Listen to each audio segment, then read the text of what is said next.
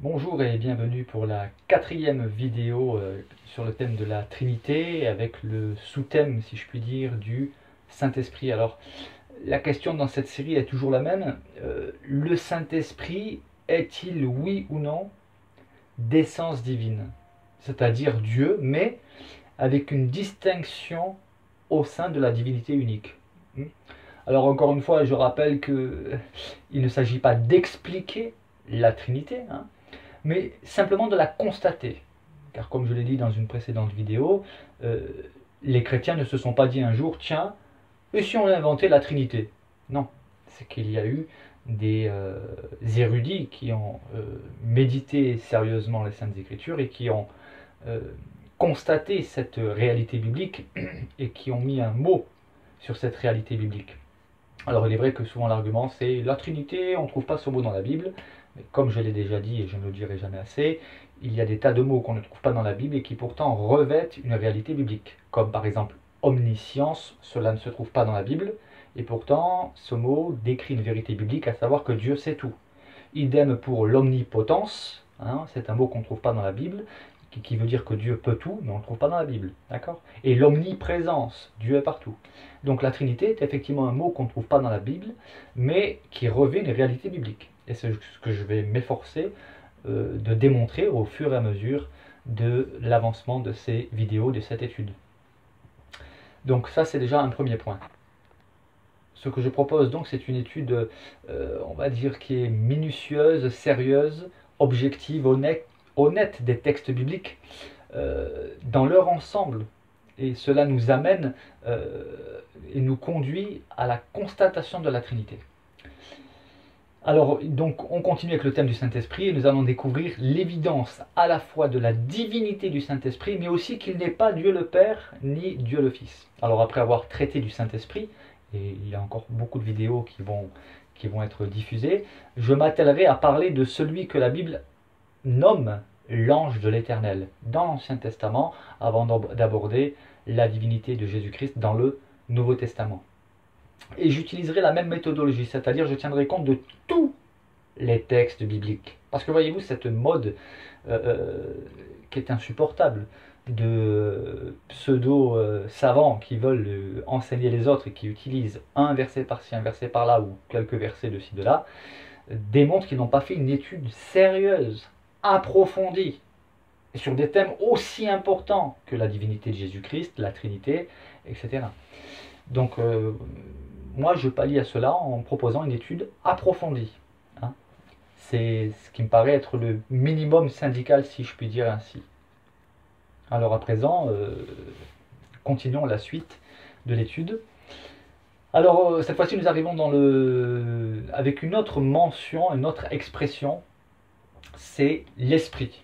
Nous avons vu l'esprit de Dieu. Là, maintenant, nous allons voir l'expression l'esprit, que nous retrouvons dans la Bible. Roua.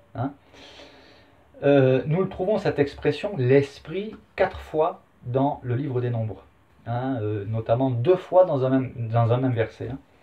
Alors, on va commencer par le livre des Nombres, le chapitre 11, verset 17, où nous pouvons lire ceci. « Je descendrai, et là je te parlerai. Je prendrai de l'esprit qui est sur toi, et je le mettrai sur eux, afin qu'ils portent avec toi la charge du peuple, et que tu ne la portes pas à toi seul. » Ici, il est question d'un épuisement de Moïse. Alors, qui parle à qui? C'est Dieu qui parle à Moïse. C'est un épuisement spirituel, moral, physique, car Moïse portait à lui tout seul la charge de tout le peuple. Et aussi, Dieu lui annonce que Moïse doit choisir 70 hommes parmi les anciens d'Israël, et qu'il mettra sur eux le même esprit qui est sur Moïse. Et il s'agit bien ici du Saint-Esprit. Mais qui est ce Saint-Esprit? Est-il divin? C'est la question. C'est l'enjeu de cette série de vidéos. Et c'est ce que nous allons découvrir au fur et à mesure que nous allons avancer dans cette étude. Alors, dans Nombre, chapitre 11, verset 25, nous lisons ceci. « L'Éternel descendit dans la nuée et parla à Moïse. Il prit de l'esprit qui était sur lui et le mit sur les 70 anciens. Et dès que l'esprit reposa sur eux, ils prophétisèrent. » mais ils ne continuèrent pas.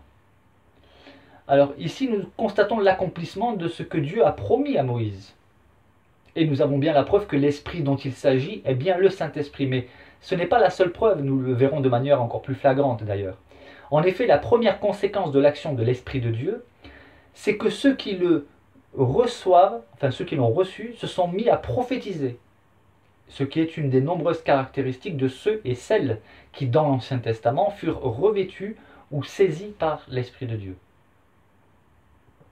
Un autre texte qui se trouve dans toujours le livre des Nombres, chapitre 11, le verset 26, et c'est d'ailleurs dans la suite de l'épisode, hein, toujours le même épisode, nous voyons que nous pouvons lire « Il y eut deux hommes, l'un appelé Eldad et l'autre Médad, qui étaient restés dans le camp, et sur lesquels l'Esprit reposa, car ils étaient parmi les inscrits, quoiqu'ils ne soient point allés à la tente. » La tente, c'est la tente de la rencontre, c'était le lieu de rendez-vous avec Dieu. Hein. C'est là que Dieu avait donné rendez-vous à Moïse et aux 70 anciens. Mais il y en a deux qui n'étaient pas venus. Mais ce qui s'est passé, c'est que même s'ils ne sont pas venus, ils étaient dans le camp. Ils se mirent à prophétiser dans le camp. Donc c'est une chose étonnante. Deux hommes parmi les anciens d'Israël qui n'étaient pas présents pour recevoir l'Esprit de Dieu. Mais peu importe où ils se trouvaient, l'action de l'Esprit de Dieu n'est pas limitée par la géographie. Dieu a promis une chose, il l'accomplit. Et là encore, nous voyons quoi? Nous constatons qu'ils se mirent à prophétiser. Allons plus loin.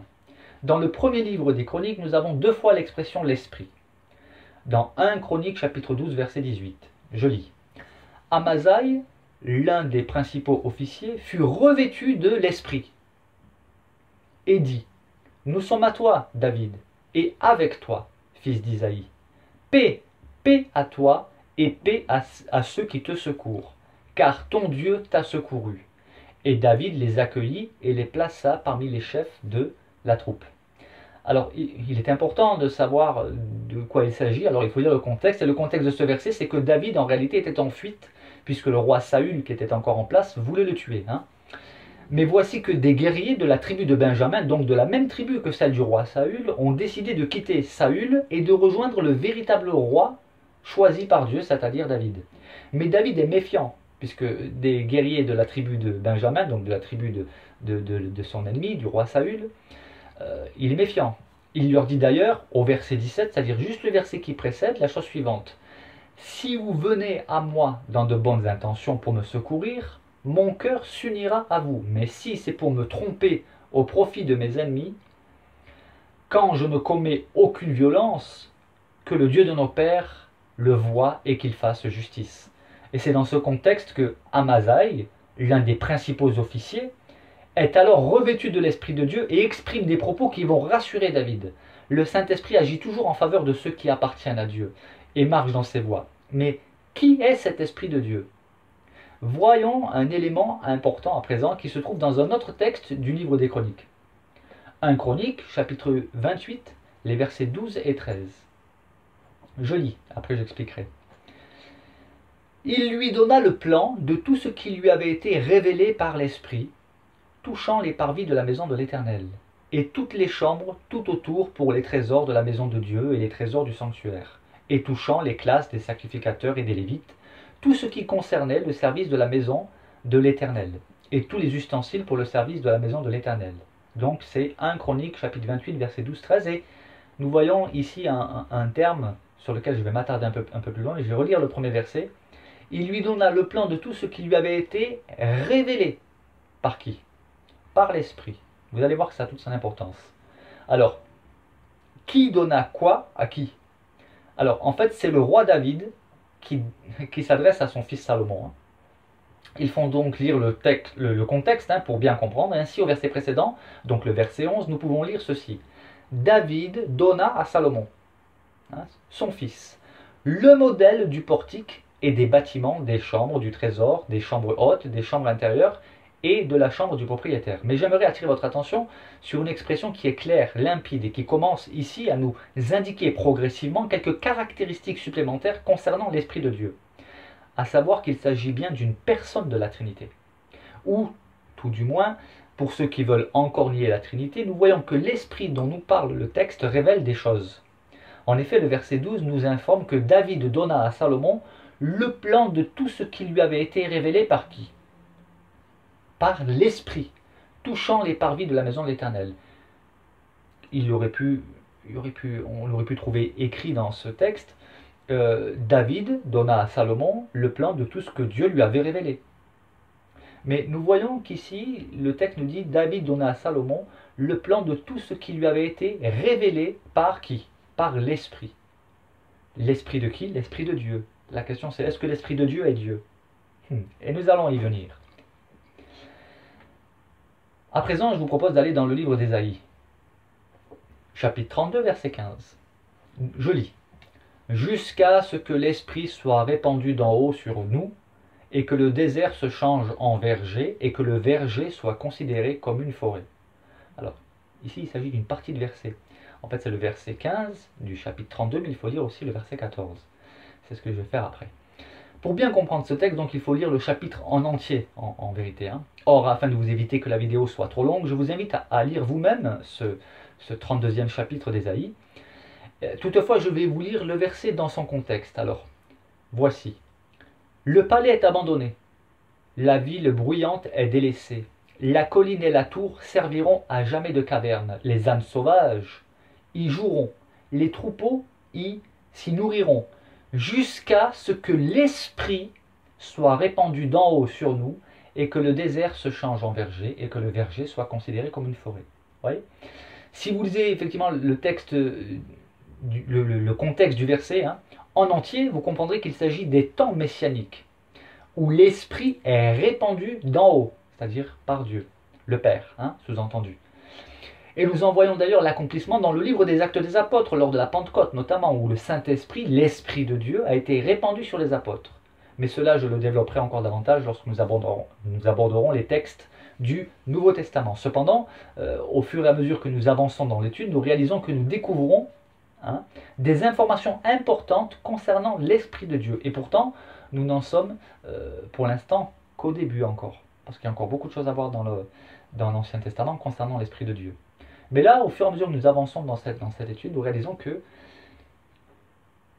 il y a Dieu, celui qu'on nomme Dieu, celui que la Bible nomme Dieu, celui que les textes de l'Ancien Testament nomment Dieu. Et il y a cette expression qui revient, l'Esprit de Dieu. Et c'est là qu'il faut résoudre l'équation spirituelle. L'Esprit de Dieu est-il Dieu?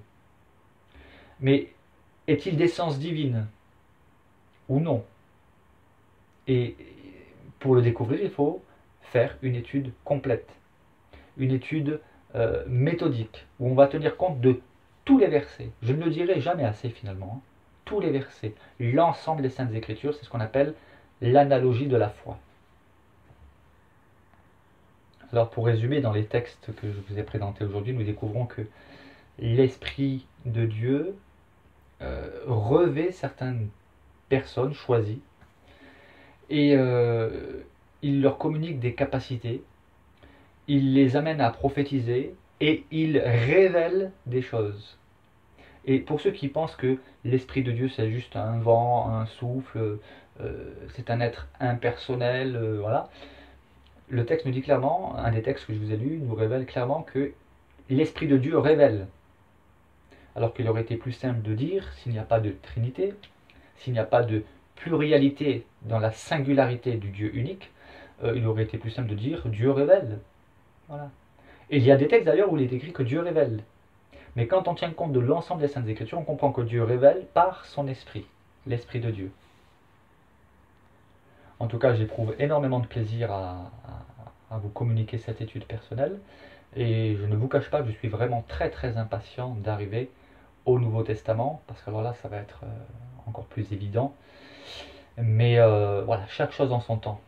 Il faut que l'étude soit complète et donc obligé de considérer les textes de l'Ancien Testament. Mais vous verrez déjà qu'arrivé à la fin de l'étude sur le Saint-Esprit dans l'Ancien Testament, nous aurons déjà une excellente introduction pour les textes du Nouveau Testament et démontrer de manière claire, précise, limpide que le Saint-Esprit de Dieu est bien la troisième personne de la Trinité. Et pour ceux qui veulent contredire mes propos, ce que j'avance, voilà, il n'y a aucun souci. Plutôt que de marquer des commentaires avec un petit verset par-ci, un petit verset par-là, je vous lance un défi, tiens, pourquoi pas. Mettez-vous, vous, personnellement, à étudier qui est le Saint-Esprit dans les Saintes Écritures et répondez-moi aussi par... faites des vidéos, hein, histoire de me montrer votre connaissance, votre science des Saintes Écritures. Alors pour la prochaine vidéo, je me concentrerai exclusivement sur le livre de Ézéchiel, puisque nous trouvons 13 fois la mention de l'Esprit. Et là, je peux vous garantir que c'est du lourd. Nous allons vraiment apprendre des choses très très intéressantes, puisque dans le livre d'Ézéchiel, l'action du Saint-Esprit est vraiment tout à fait particulière. Et notamment dans la vie du prophète dont il est question, Ézéchiel. À présent, je vous souhaite que le Seigneur vous bénisse et que le Saint-Esprit touche vos cœurs, hein, vous ouvre l'intelligence pour que vous compreniez les vérités spirituelles de la parole de Dieu, puisque c'est le Saint-Esprit qui a inspiré les auteurs bibliques. Voilà. Au plaisir!